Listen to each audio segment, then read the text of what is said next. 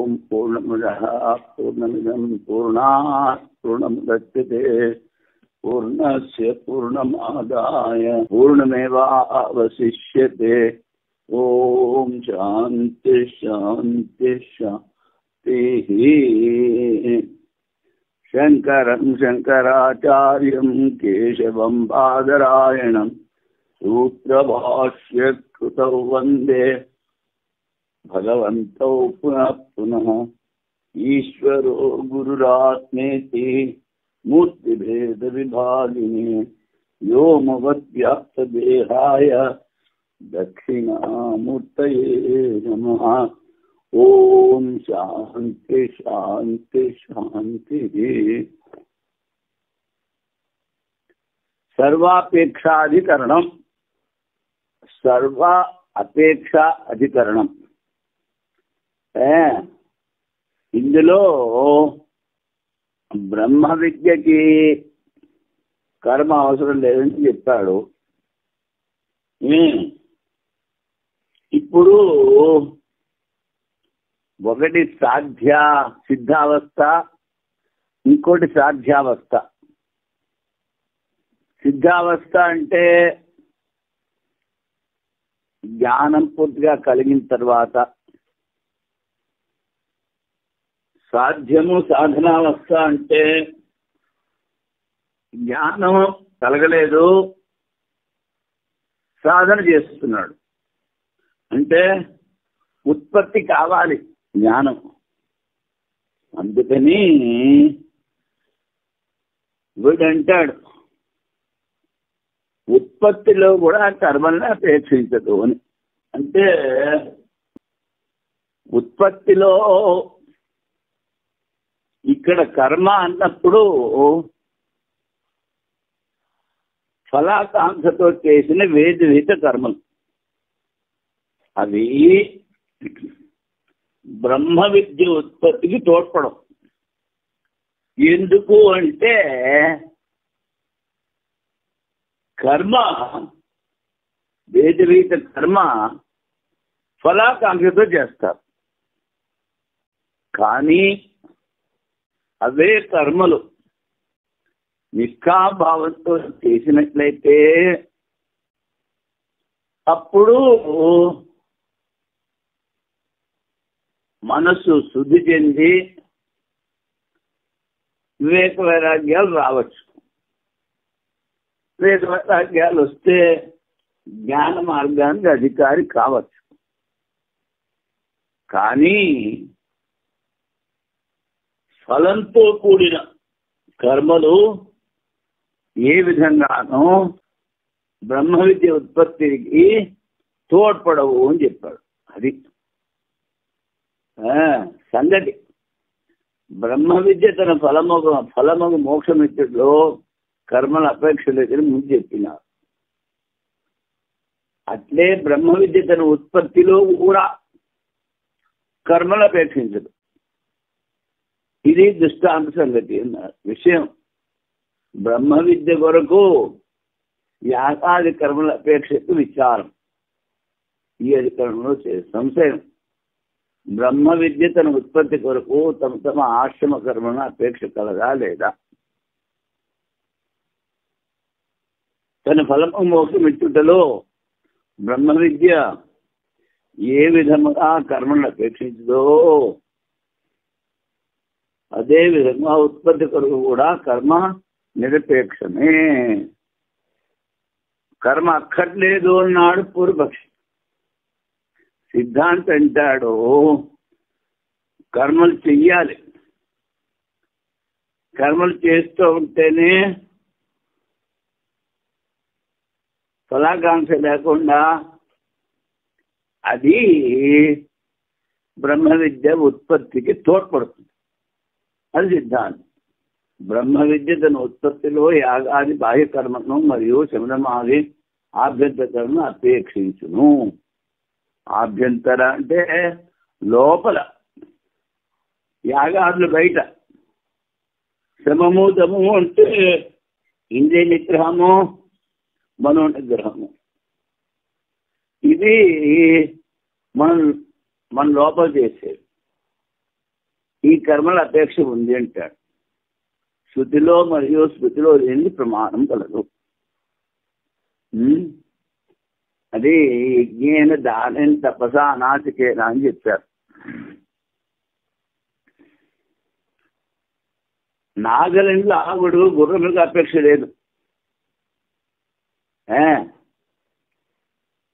నాగలికి గుర్రానికంటే పళ్ళు ఉడకొడుతుంది, కానీ రథంలో ఆవిడు దాని అపేక్ష కలదు.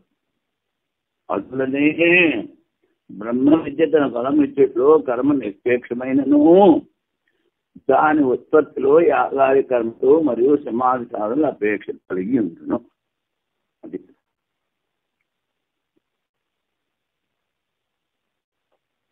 ఇప్పుడు వైయాసక న్యాయమాల.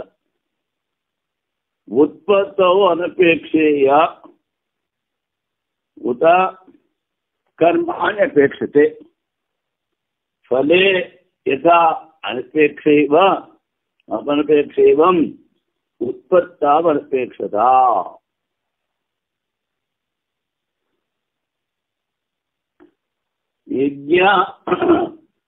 యజ్ఞసాన్యాది సాపేక్షం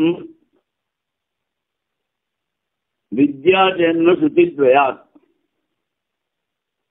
ఫలే అనపేక్షితో యస్వో రథే యద్వదపేక్షతే.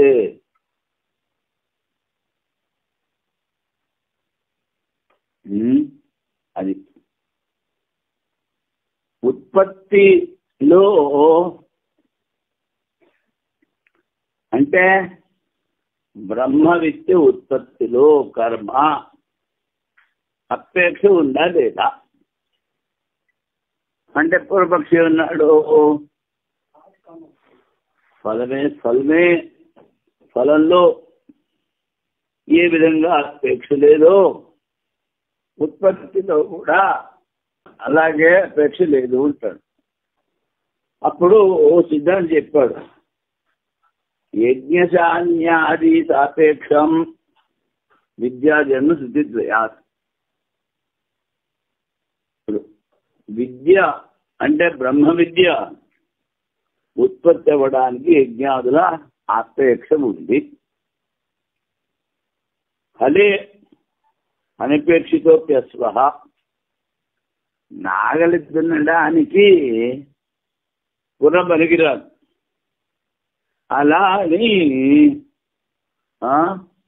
బండి లాగడానికి గుర్రం లాగడానికి రథం లాగడానికి కూడా పనికిరాదని చెప్పలేము ఉంటాడు. సంశయం. బ్రహ్మతత్వావబోధ తన ఫలమును ఉత్పత్తి చేయట్లో కర్మను అపేక్షించినా లేదా. పూర్వపక్షి బ్రహ్మ విద్య తన ఫలమును ఇచ్చుటలో ఏ విధముగా కర్మను అపేక్షించదో అటులనే ఉత్పత్తిలో కూడా కర్మను అపేక్షించదు. సిద్ధాంతం రెండు శుద్ధ ప్రమాణాదుల ద్వారా యజ్ఞాదులు మరియు శవనమాదులు అపేక్ష ద్వారా బ్రహ్మ విద్య ఉత్పత్తి అవును. నాగలంటే గుర్రమునికి అపేక్ష లేదు, కానీ రథములా కొడుకుందా అని అపేక్ష కలదు. భారతీయ దేశం వారి వ్యాఖ్య. ఏ విధముగా బ్రహ్మ విద్యకు తన ఫలమును ఉత్పాదనము కావించుటలో కర్మ అపేక్ష లేదో అదే విధముగానే తన ఉత్పత్తిలో కూడా కర్మల అపేక్ష లేదు.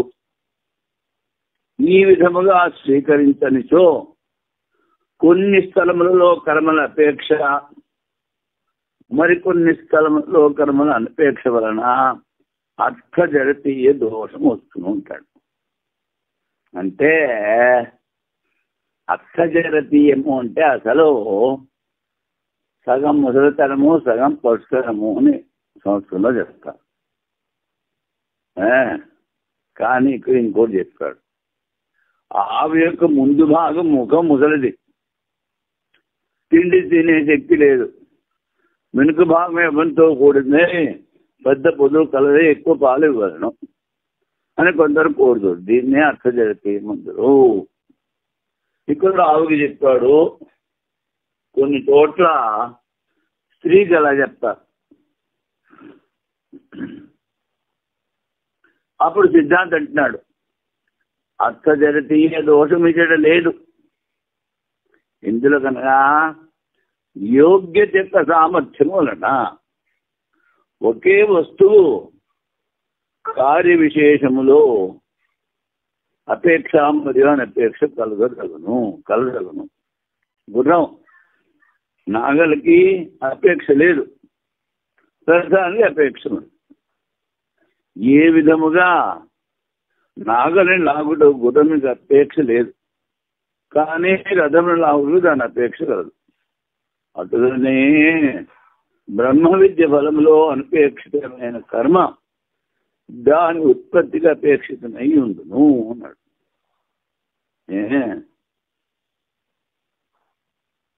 కర్మ బ్రహ్మ విద్య ఉత్పత్తిలో కర్మ అపేక్ష కలదని చెప్పుడు ప్రమాణం లేదు. అటులంటే సరికాదు. తమేతం వేదానుమతినేన బ్రాహ్మణ వివిశంతి యజ్ఞేన దానేన తపసా నాశకేన. ఈతం దీని అంటే బ్రహ్మని, వేదానువచనేన, వేదానువచనం అంటే ఇక్కడ స్వాధ్యాయం. బ్రాహ్మణ వివిశంతి, బ్రాహ్మణులు ఆ బ్రహ్మను తెలుసుకోవాలనుకుంటారు. వేదితమిచ్చ దేని ద్వారా? యజ్ఞేన దానేన తపసా నాశకేన.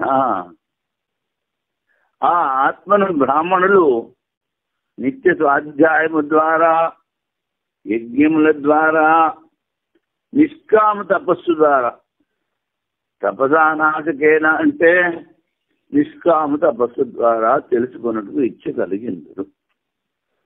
ఇది ప్రధానికంగా చెప్తారు. మొదలగు వేదవాక్యముల ద్వారా తెలుసుకొనుటకు ఇచ్చను ఉపాదానము ద్వారా. తెలుసుకొనుటకు ఇచ్చ అంటే బ్రహ్మజ్ఞానం తెలుసుకోవడానికి ప్రవృత్తి రూపమైన బహిరంగ సాధన చెప్పబడింది. మరియు శాంతో తాంతో ఉపరత స్థితిక్షు సమాహితో భూత్వా ఆత్మన్యేవ ఆత్మానం పశ్యతి. అంటే బాహ్యేంద్రియ వ్యాపారం నుండి నివృత్తుడై, అంతఃకరణందరి భోగతృష్టి నుండి నివృత్తుడై, అన్ని కామనల నుండి వినిర్ముక్తుడైన సర్వకర్మ సన్యాసి, సుఖదుఖాది ద్వంద్వములను సహించు శీలములు వాడు.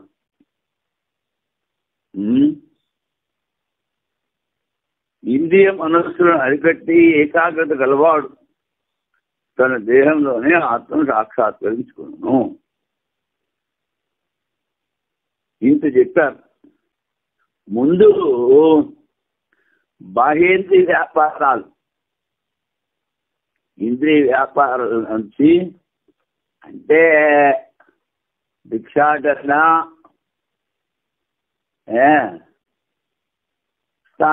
స్థానాదులు వదిలిపెట్టి మీనవి ఏ విధమైనటువంటి బాహ్యకర్మ చేయకూడదు.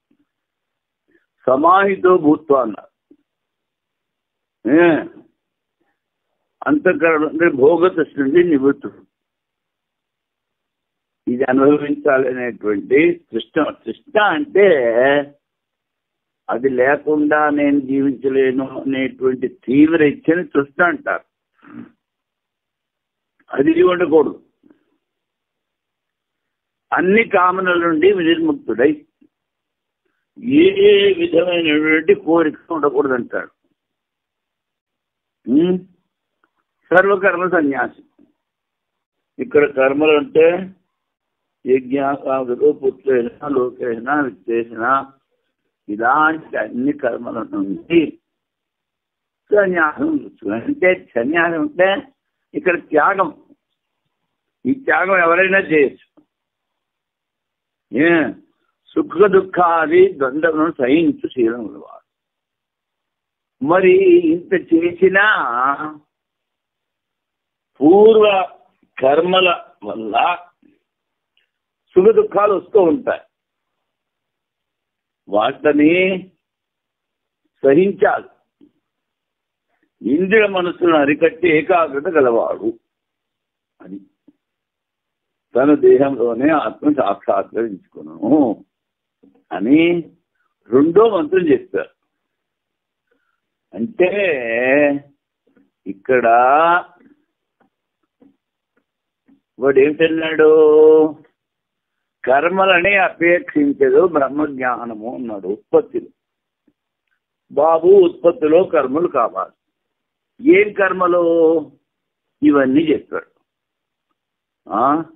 బాహ్య వ్యాపారం నుండి నివృత్తి, భోగదృష్టి నుండి నివృత్తి, కామనలను త్యజించడము, సుఖ దుఃఖాలను సహించడము, ఇంద్రియ మనసును అరికట్టి ఏకాగ్రత, ఇవన్నీ ఒక విధంగా బాహ్య సాధనలు. అందుకని ముందు అదే చెప్పాడు. స్వాధ్యాయం ఉండాలి, యజ్ఞాలు నిష్కామభావంతో చెయ్యాలి, తపస్సు నిష్కామభావంతో చెయ్యాలి.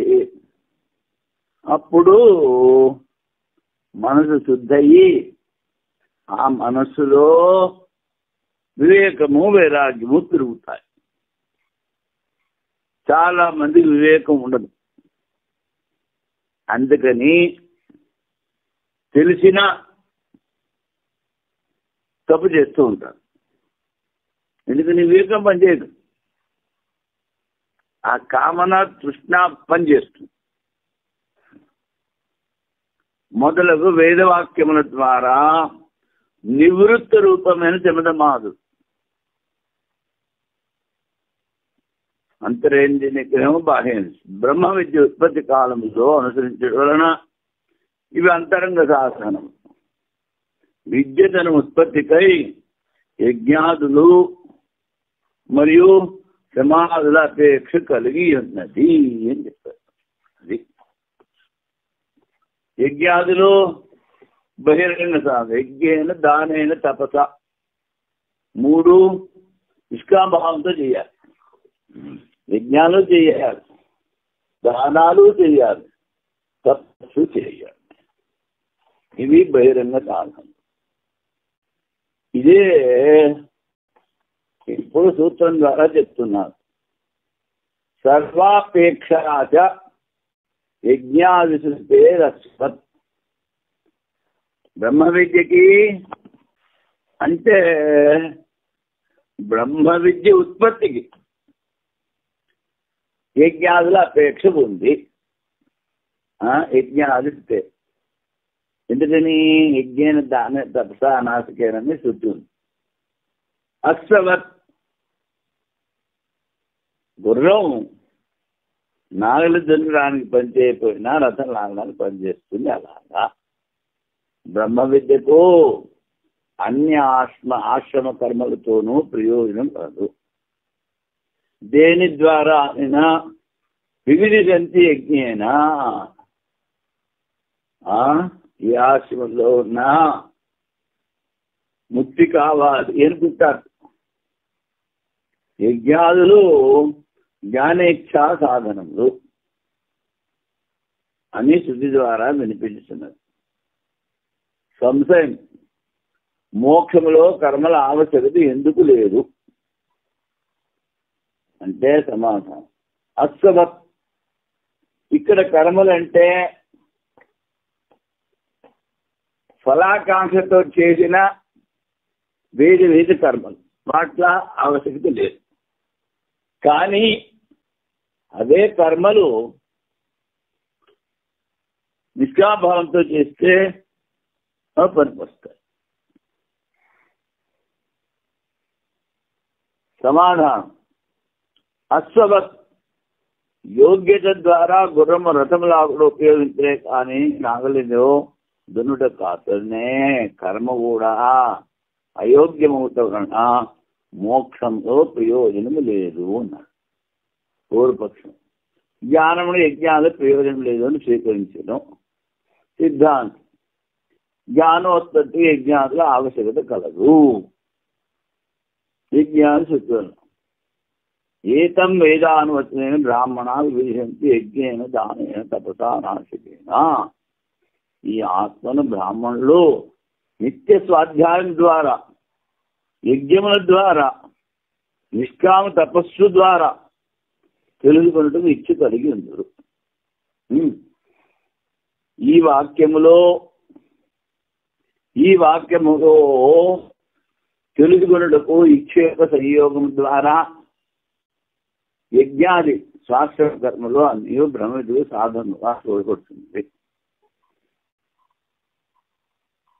ఏం తెలుసుకోవాలి? ఇచ్చా బ్రహ్మజ్ఞానం. దానికి ఆశ్రమ కర్మలు యజ్ఞాలు ఉపయోగిస్తాయి. కషాయే కర్మరి పక్వే తతో జ్ఞానం ప్రవర్తతే అంటే శాస్త్రవిహిత నిష్కామ కర్మల ద్వారా మలమును పాపము కడిగివేయబడించో జ్ఞానం ఉత్పన్నమగును. శాస్త్రవిహిత కర్మలు చేస్తూనే ఉండాలి, అవి వదిలిపెట్టకూడదు. అవి వదిలిపెడితే పాపం కట్టుకుంటుంది అధర్మం. ఎందుకని? ఈశావాస్యోపనిషత్తులో చెప్పారు, కుర్వన్నేవే కర్మాణి విజీవిషే శతకం సమాహ ఏవం త్వయినాని చేస్తోస్తి న కర్మ లిప్యతే నదే. నువ్వు పాపం అంటుకోకుండా ఉండాలి అంటే వేద కర్మలు చేస్తూనే ఉండాలి అని చెప్తారు. అదే ఇక్కడ చెప్తున్నాడు. శాస్త్రవిహిత కర్మల ద్వారా అన్నాడు. దానికి ఏమిటి ఒక విశేషం తగిలించాడు. నిష్కామ కర్మల ద్వారా శాస్త్రవిహిత కర్మలు చేస్తూ ఉండు, ఫలాకాంక్ష వదిలిపెట్టే. అది కర్మణ్యేవాధికారస్తే మా ఫలేషు కదాచన. అప్పుడు మలము, అక్కడ కషాయం అన్నాడు, ఇక్కడ మలం అన్నాడు. అసలు జ్ఞానానికి 3 ప్రతిబంధకాలని చెప్పారు. అవేమిటి? మల విక్షేప ఆవరణాలని చెప్పారు. మలము అంటే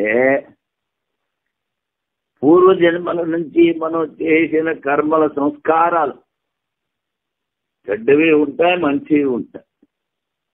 అవన్నీ కూడా కర్మల రూపంలో ఫలితం ఇస్తూ ఉంటాయి. అవి శాస్త్ర చింతన నిష్కామ భావంతో కర్మలు, దానాలు, తపస్సులు చేస్తూ ఉంటే ఆ వాసనలన్నీ పోతాయి. అది ఇక్కడ అంటున్నాడు. మలమును పాపం కలిగి వేయబడచ్చు. సరే, మలం పోయింది, నిష్కామభావంతో చేశాము, తపస్సు చేశాము, దానాలు ఇస్తున్నాము. మరి విక్షేపము, అంతఃకరణం శుద్ధమైన ఆ పూర్వజన్మల వాసనల వల్ల విక్షేపం, ధ్యానం చేయాలంటే అటు ఇటు పోతూ ఉంటుంది. ఏవో పూర్వం చేసిన కర్మల వాసన అనుభవిస్తూ ఉంటుంది. అందుకని ఆ విక్షేపం పోవాలంటే ఉపాసన అన్నారు. ఏదో ఒక దేవతా చింతన, ఆత్మచింతన. ఆ విక్షేపం పోతే అప్పుడు నీకు మనస్సు శుద్ధి చెందింది, ఏకాగ్రం అవుతుంది. ఆ ఏకాగ్ర మనస్సు ద్వారా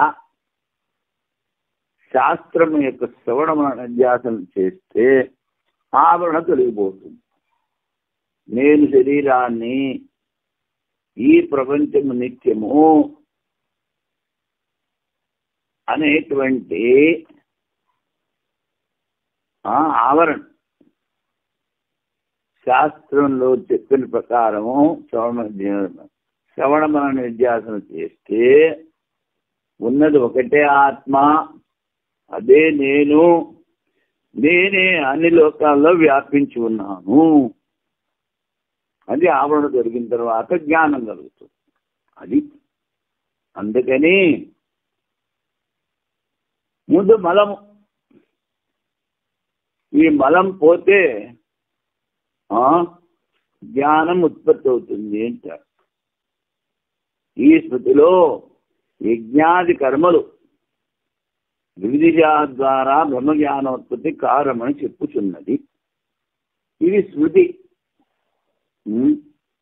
అయినా మోక్ష సిద్ధి కొరకు బ్రహ్మ విద్య కర్మలను అపేక్షించును. అయినా అది సరికాదంట, దృష్టాంతం చెప్పుతున్నారు.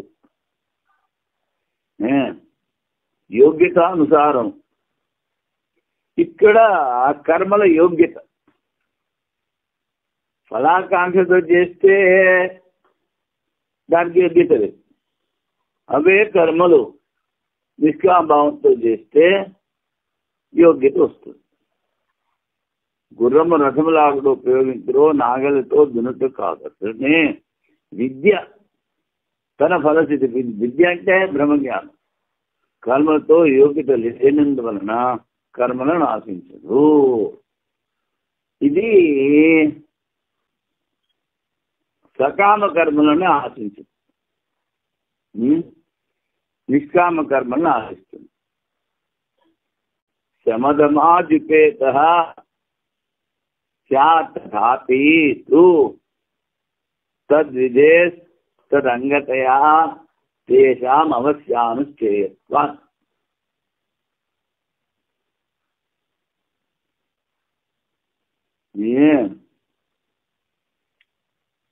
అది శమదమాజిపేత,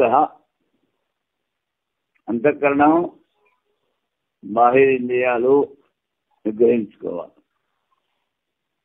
తద్విదేశ తదంగతయా, తద్విధి, విధి ఏమిటి ఇక్కడ? వివిధిశంతి, జ్ఞానం పొందాలనేటువంటి ఇచ్చ. దానికి అంగం ఏమిటి? శమదమాదులు ఇలాంటివి.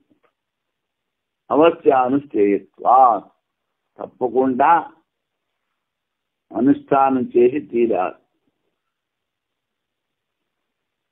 నిష్కామ భావంతో. వివిధిశంతి అన్న క్రియాపదములో వర్తమానం కాలం యొక్క ప్రయోగం ఉండటం వలన విధి కాదు. కానీ బ్రహ్మజ్ఞానాభిలాష ఉన్న వ్యక్తి శమదమాదులు కలిగి ఉండవలేను.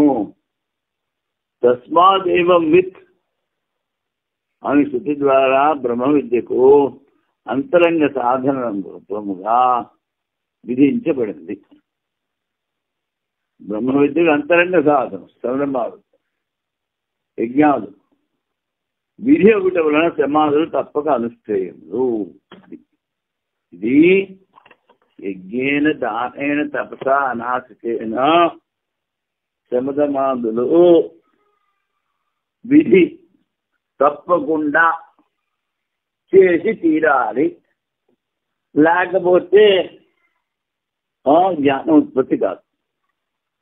వివిధిశంతి యజ్ఞేనని ప్రయత్నం ద్వారా పరమాత్మ తత్వము తెలుసుకొనవలేను. ప్రయత్నం క్రియాపదంలో వర్తమాన కాలం వివిధించి సంస్కృతం కనుక ఇది ప్రెజెంట్ టెన్స్ అన్నాడు. వర్తమాన కాలం విధి యొక్క అభావము కలదు. విధి లేదు అంటాడు. దీనిలో తవ్యతవ్యానియర్ ఇవన్నీ సంస్కృతంలో విధులు అన్నారు. కుర్యాత్ ఇలాంటివన్నీ విధులు. శ్రోతవ్య, మంతవ్య, ద్రష్టవ్య ఇవన్నీ విధులు. విధి లేదంటారు. అనువాదం మాత్రమే కానీ విధాయకం కాదు. అయినను సాధకుడు సమాధి సాధనను కలిగిండు. ఎందుకనగా తస్మాదేవం విచ్ఛాంతో దాంతో ఉపరదతి దిక్షు సమాహితో భూత్వా ఆత్మన్యేవాత్మానం పశ్యతి అని శృతి కాదు. ఏ విధముగా కర్మలతోనూ కర్మఫలంతోనూ సంబంధం లేదని తెలుసుకున్న సాధకుడు. నిజమా? కర్మఫలంతో సంబంధం లేదు. బాహ్యేంద్రియ వ్యాపారం నుండి నివృత్తుడు. అంతఃకరణ నుండి భోగతృష్టి నుండి నివృత్తుడు. అన్ని కామల నుండి విముక్తుడై సర్వకర్మ సన్యాసి అయి సుఖ దుఃఖాలు దండును సహించు శీలం గలవాడు. ఇంద్రియ మనస్సును అరికట్టే ఏకాగ్రత గలవాడు. తన హృదయంలోనే ఆత్మను సాక్షాత్కరించుకును. ఏవం విత్. ఏవం విత్ అంటే ఈ విధంగా తెలుసుకున్నవాడు. ఏటవంతా కామ నుండి విరక్తి, సర్వకర్మ సన్యాసము ఇవంతా. మళ్ళీ శాంతో దాంత ఇంద్రియ నిగ్రహము, అంతఃకరణ నిగ్రహం. ఉపరతి ఉపరతి అంటే అన్ని వదిలిపెట్టాడు. అన్నిటి నుంచి మనసు వెనక్కి తీసుకేసుకోవడం. పుత్రేషణాలు వదిలేసిన. తితిక్షు. తితిక్ష అంటే సహనం. సుఖ దుఃఖాన్ని సహించడం. మళ్ళీ సమాహితుడు, ఏకాగ్రం. ఇన్ని ఉంటే అప్పుడు తన మనస్సులోనే తన హృదయంలోనే ఆత్మ సాక్షాత్కరించుకుంటాడు. బ్రహ్మ విద్యకు అంగరూపముగా సమాధుల విధానం శమదమానం అవశ్యమనుష్ఠేములు పశ్యతి.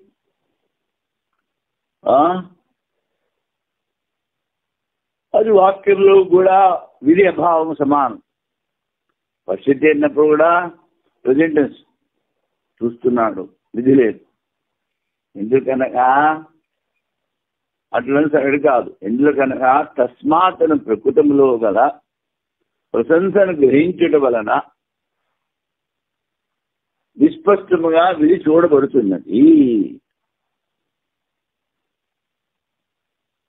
ఆత్మన్యేవాత్మానం పశ్యతి. ఇది ఇక్కడ ప్రెజెంటెన్స్ అయినా చూస్తున్నాడు అని చెప్పారు.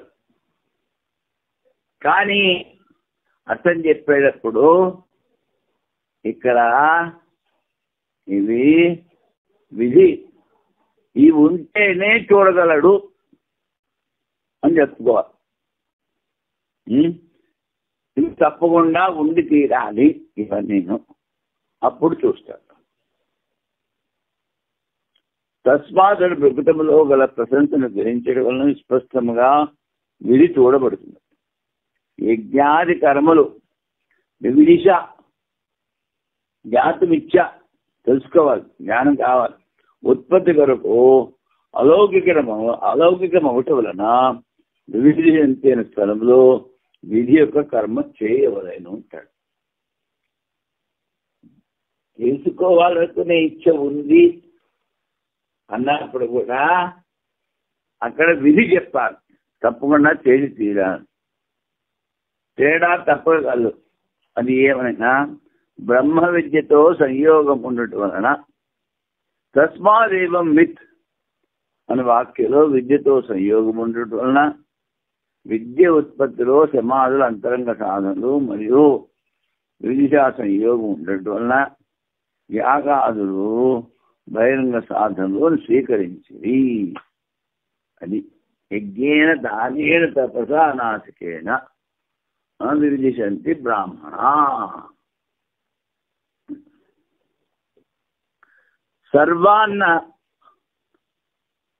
సర్వాన్నానుత్యధికరణము. ఇక్కడ ప్రాణ ఉపాసన చేసేవాడు అన్నీ తినచ్చు అని ఒక చోట ఉంది. అందుకని దాన్ని సర్వాన్న అనుమతి అన్న. దాని గురించి ఇక్కడ చెప్తారు. సంగతి క్రిందటి అధికారంలో విజయంతి అను వర్తమాన క్రియలో కూడా పంచమల కారం కల్పన గావించి విధిని స్వీకరించింది. అటులనే సహవా ఏవం విధి కించిన ఆనందం భవతి. ఏవం విధి ఇక్కడ ఈ ప్రాణోపాసన చేసిన వాడికి అంతా అన్నమే. ప్రాణోపాసన ఆహారం కాదు ఏదీ ఉండదు, అంతా అన్నం. వర్తమాన కాలంలో అపూర్వతం చూచుతూ విధి కల్పన ఎందుకు చేయరాదు? ఇక్కడ కూడా వర్తమాన కాలం ఉంది, దీనిలో కూడా విధి చెప్పచ్చు కదా అంటాడు ఆక్షేప సంగతి. ప్రాణోపాసకుని భక్షాభక్షములు ఇచ్చారు. ప్రాణోపాసకుడు అన్ని తినచ్చా తినకూడదా? ఏ విధంగా బ్రహ్మ విద్య అంగరూపముగా శమధమాదుల విహితములో అదే విధముగా ప్రాణోపాసకుని సర్వాన్న భక్ష విధానం కలదా? లేక అటువంటి వాక్యం స్తుత్యర్థమా? అన్ని తినచ్చా లేకపోతే వాడికి అంతా అన్నం అవుతుందని స్తుత పూర్వపక్షం. ఆపత్తి కాలంలో అపూర్వకంగా ప్రాణోపాసన సర్వాన్న పక్షం విధానం కలదు కదా. ఆపత్తి కాలం అంటే ఇంక చచ్చిపోతాడు, ఏది తినబోతే చచ్చిపోతాడు, దాన్ని ఆపత్తి కాలం అంటారు. అటువంటి సమయంలో తినకూడదు కూడా తినొచ్చు అని చెప్తారు శాస్త్రంలో. ఎందుకని? తినబోతే ప్రాణం పోతుంది. ఇప్పుడు ఉసత్త చాక్రాయణుడు అని బ్రాహ్మణుడు ఉన్నాడు. వాడి కథ ఇందులో వస్తుంది. వాడు ఉన్న చోట మిడతల దండ అంటాం మనం, అలాంటిది ఏదో వచ్చి పంటలన్నీ పాడు చేశాయి. తినడానికి తిండి లేదు మొత్తం గ్రామంలో. అప్పుడు ఆ పెద్ద మనిషి భార్య తీసి ఇంకో చోటకి వెళ్ళాడు. భార్య ఇంకా చిన్నది, పెద్ద మనిషి కాలేదు. ఆ భార్యను తీసుకెళ్ళి ఇంకో చోటకి వెళ్ళాడు. ఇంకో చోటకి వెళ్తే ఆకలి దహించుకుపోతుంది. ఇంక తినకపోతే ప్రాణం పోతుంది. మరేం చేస్తాడు? ఆ గ్రామంలో ఎదురుగుండా ఒక మావటి వాడు కనిపిస్తాడు. అంటే ఏనుగుని తోలేటువంటి మావటి వాడు. వాడు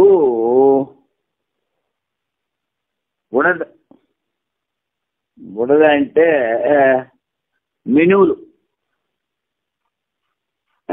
నానబోసు తింటున్నాడు.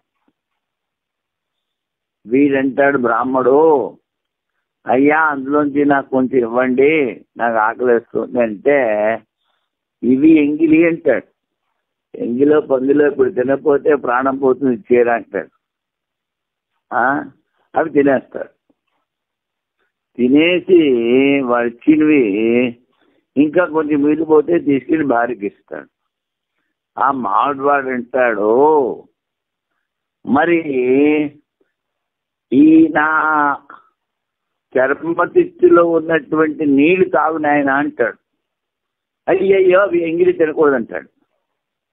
ఇదేమిట్రా బాబు, మెనులన్నీ తినేసావు ఎంగిలంటావంటే అన్నం దొరకట్లేదు, అందులో తింటే నాకు దోషం రాదు, కానీ నీళ్లు ప్రతి చోట ఇక్కడ దొరుకుతున్నాయి, అందుకని ఆ నీళ్లు తీసుకుంటే నాకు దోషం వస్తుంది అని చెప్పి నీళ్లు తీసుకోడు. మళ్ళీ తీసుకెళ్ళి ఆ మిగిలిన మెనువులు భార్యకి ఇస్తాడు, అది తింటుందని. ఆ భార్యకి అంతకుముందే ఎవరో బాగా కడుపులో అన్నం పెట్టేస్తారు. అందుకని ఆవిడ ఏం చేస్తుంది, ఎంగిలి మళ్ళీ ఎంగిలి 2 సార్లు ఎంగిలి అయ్యా తీసుకెళ్ళి అక్కడ పెడుతుంది. మళ్ళా చోట పెట్టిందని వీడు చూస్తాడు భర్త. పొద్దున్నే లేచి మళ్ళీ అంటాడు, ఆకలేస్తుంది, ఏమన్నా దొరికితే కాస్త తినేసి, ఇక్కడ రాజుగారు యజ్ఞం చేస్తున్నారు, ఆ యజ్ఞానికి వెళతాను, బోళ్ళంత డబ్బు తీసుకొస్తాను అంటే భార్య మళ్ళీ తీసుకొచ్చి ఆ మెనులు ఇస్తాను, తినేసి యజ్ఞానికి వెళ్తాడు. వెళ్ళి అక్కడ ఋత్వికులందరినీ ఓడించి రాజుతో చెప్తాడు, వీళ్ళందరికీ ఇచ్చిన దానికి రెట్టింపు నాకు డబ్బులు ఇవ్వాలని. అప్పుడు రాజు అంటాడు, అయ్యా నీ పేరు విన్నాము, నువ్వు చాలా పెద్ద బ్రాహ్మణుడి ఋత్వికుడే అని, నీ గురించి చాలా చోట్ల వెతికాను, కానీ నువ్వు అక్కడ కనిపించలేదు, అందుకని వీళ్ళని తీసుకొచ్చాను, వీళ్ళంత గొప్ప విద్వాంసులు కాదు, కనుక నువ్వు ఇప్పుడు వచ్చావు కనుక నువ్వు అడిగిన నీకు డబ్బు ఇస్తాను, నువ్వు బ్రహ్మయ్య మా యజ్ఞాన్ని చెయ్యి అంట. అది కథ, అది దీనిలో వస్తుంది. సరే అదంతా చెప్తాడు, ఇక్కడ టూకీగా చెప్తాడు, మీకు కథ చెప్పేశాను. విధివాక్యం లేనందున ప్రాణోపాధిని సర్వాన్న భక్షణ విధానం ఆజ్ఞలేదు, విధి లేదంటాడు, ఇది ఉంటే తప్పకుండా చెయ్యాలి. అలాంటి విధివాక్యం లేదు కనుక ప్రాణోపాధులు అన్ని తినచ్చు అంటాడు. మనుష్యులకు శునకం యొక్క ఆహార భక్షణ సంభవం కాదు, అవక్ష భక్షణకి నిషేధం కూడా కలదు. ఆపత్కాలంలో ప్రాణం పోయినప్పుడు మాత్రము మద్యము కాక తక్కిన పదార్థాలన్నింటినీ భక్షాభక్ష విభాగం లేక భక్షింపవచ్చును. అందువలన ప్రాణోపాసనకి సర్వాన్న భక్షణ విధిని స్వీకరించజాలరు. అది అందుకని సర్వాన్న భక్షణ విధి లేదురా బాబు అంటారు. ఇది సిద్ధాంతం. సర్వాసన విధి ప్రాణవిదో అనుజ్ఞ అథవా ఆపది. అపూర్వత్వేన సర్వాన్ భుక్తి జాతుర్విధీయతే.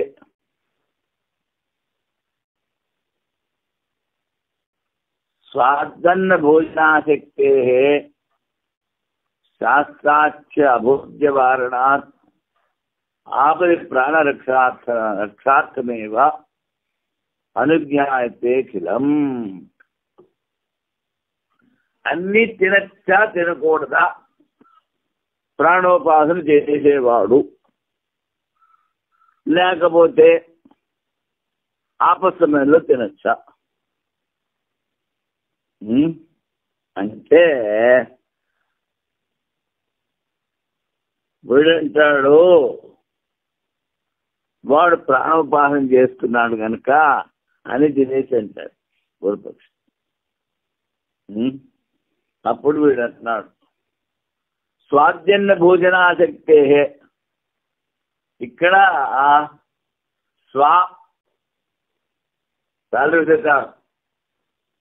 స్వానో స్వాన. స్వా అంటే కుక్క. స్వాద్యన్న భోజనాసక్తే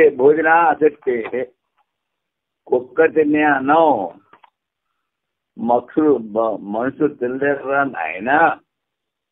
అందుకని అభోజ్యవారణ, అది కాకుండా అభక్షభక్షణ చేయకూడదు అని శాస్త్రంలో చెప్తారు. ఆపత్కాలంలో ఇంకా ప్రాణం పోతుంది, అటువంటిప్పుడు ప్రాణరక్షార్థమేవ అనుజ్ఞాయతే అఖిలం. అది ప్రాణాన్ని రక్షించుకోవడానికి ఏదైనా తినచ్చు. అంతేకాని నేను ప్రాణోపాసన చేస్తున్నానని అన్నీ తినకూడదు. అప్పుడు కూడా అభక్షభక్షణం. శాస్త్రం ఏదైతే నిషేధించిందో అవన్నీ తినకూడదు అది చెప్తారు. సహవా అనుశృతిలో ప్రాణోపాసన సర్వాన్నభక్షణ విధి కలదా, లేక ఆపత్కాలంలో అనుజ్ఞా మాత్రమా? పూర్వముందు సర్వాన్నభక్షణ విధి కలదనను పూర్వపక్షి. సిద్ధాంతి సునకము తిను భక్ష పదార్థములను తినుట మనుష్యులకు సంభవం కాదు. సునకము, పిల్లి, దాని ఉపాధి వేరు, మన ఉపాధి వేరు. అందుకని అవి తినే మనం తినం. ఒక్కొక్కసారి ఈ కుక్క ఏం చేస్తుందంటే ఎముకలు తింటుంది, తర్వాత ఆ పేడ, తర్వాత మలము ఎండిపోతుంటే అది తినేస్తుంది. అందుకని అవి మనుషులు తినరు. శాస్త్రంలో అభక్ష పదార్థం నిషేధించిన మనం. శాస్త్రంలో ఇవి తినకూడదు అని చెప్పారు, అవి తినకూడదు. ఆపత్కాలంలో అంటే ప్రాణరక్షణ కలదు, సర్వానుభక్షణ అనుజ్ఞ కలదు, కానీ విధి కాదు. ఇంకా ప్రాణం పోతుంది అనుకుంటే ఏదైనా తినచ్చు, కానీ అది విధి కాదు. భారతీయ కేసు విధి కాదు అంటే ప్రాణోపాసన చేస్తున్నాక అన్ని తినేస్తాను కూడా పూర్వపక్షం. అది కాకుండా ఉచ్చిష్టం, ఎంగిలి, అది ఎవరికి ఇవ్వకూడదు, అది నిషిద్ధం. కానీ అంత పెద్ద విద్వాంసుడు ప్రశస్తి చాక్రాయణుడు ప్రాణం పోతుంది కనుక ఆ మునలో మినులో ఏవో తిన్నాడు, మరి నీటి పుచ్చుకోలేదు. నహవా ఏవం ఇది కించిన్నం భవతి. పూర్వపక్షి ప్రాణోపాసన ఆహారం కానీ ఒకటి లేదు అంటే అని తినచ్చు అంటాడు. ఇలా ఉపనిషత్తు చెప్పింది రా అంటాడు. ఏ ప్రమాణం ద్వారానో సర్వాన్న భోజన ప్రాప్తమవుతున్నా ప్రాణోపాసనకి సర్వాన్న భక్షణకు విధానం చేయగలము అంటాడు. అప్పుడు సిద్ధాంతం అంటాడు, యజ్ఞం కించ ఆస్వభ్య ఆక్రమిభ్య ఆ కీట పతంగేభ్య తత్తే అన్నం. అంటే ఏదైతే ఉందో కుక్కలు తినేది, కీటకాలు తినేది, ఇదంతా నీ అన్నము అని ప్రాణానికి చెప్తారు. శునకములు, క్రిములు, కీటకముల వరకు ఉన్నవన్నీ నీకు ఆహారం, నీకంటే ప్రాణానికి. అన్ని జంతువుల్లో ప్రాణం ఉండి ప్రాణమే అసలా పిపాసుడు, అది ప్రాణధర్మం. కనుక ఆయా జంతువుల్లో ఉన్న ప్రాణము ఆయా ఆహారాలను స్వీకరిస్తుంది. సునకములను తిను భోజ్యములు ఆ ఉపాసన విధేయములు ఉంటారు. చూడు, ప్రాణం తింటూ ఉందిరా అంటే వీడంటాడు ప్రాణోపాసుడు తినొచ్చు ఉంటాడు. అది వాడి బుద్ధి. దానిని విధానం చేయజాలము. ఎందుకనగా భక్షాభక్ష విభాగ రూపమైన శాస్త్రం అన్ని రకముల అన్నభక్షంలో బాధకమవును. ఇవి తినచ్చు, ఇవి తినకూడదు. ఆపత్కాలంలో ఎంత అన్నంతో ప్రాణరక్షణ కలగగలదో అంత మాత్రమే నిషిద్ధ అన్నమునకు అనుజ్ఞ కలదు. అందువలన చాక్రాయణముని వినాశనం ప్రాప్తమైన కాలంలో నిమ్నజాతి పురుషు నుండి ఉత్కృష్టమైన మినువులు తినను, కానీ వాని వద్దనున్న జలము తాగలేదు. ఈ విధముగా చేయట కారణం కూడా చెప్తాను. నవాజీవిష్యాన్ ఇమాన్ అఖాదన్. ఈ మినువులు కనుక నేను తినబోతే చచ్చిపోయేవాడిని. కామో మే ఉపాదానం ఉదపానం. నీళ్లు కావలసిన దొరుకుతున్నాయి, అందుకు నేను నీళ్ళు తాగన్నాడు. జీవనం యొక్క నిరాశను పొంది ఉత్కృష్టమైన మినువులు నేను తిన్నాను, కానీ యథేష్టంగా జలం తాగలను. అందువలన ఆపత్కాలంలో మాత్రమే సర్వాన్న భక్షణకు అనుజ్ఞ కలదు అని చెప్పారు. ఇప్పుడు సర్వాన్నానుమతిశ్చ ప్రాణాత్యయే తద్దర్శనాత్. ఓం పూర్ణమదః పూర్ణమిదం పూర్ణాత్ పూర్ణముదచ్యతే పూర్ణస్య పూర్ణమాదాయ పూర్ణమేవావశిష్యతే. ఓం శాంతి శాంతి శాంతి. శంకరం శంకరాచార్యం కేశవం బాదరాయణం సూత్రభాష్యకృతౌ వందే భగవంతౌ పునః పునః. ఈశ్వరో గురురాత్మేతి ముక్తిభేద విభాగినే వ్యోమవద్వ్యాప్తదేహాయ దక్షిణామూర్తయే నమః. ఓం శాంతి శాంతి శాంతి.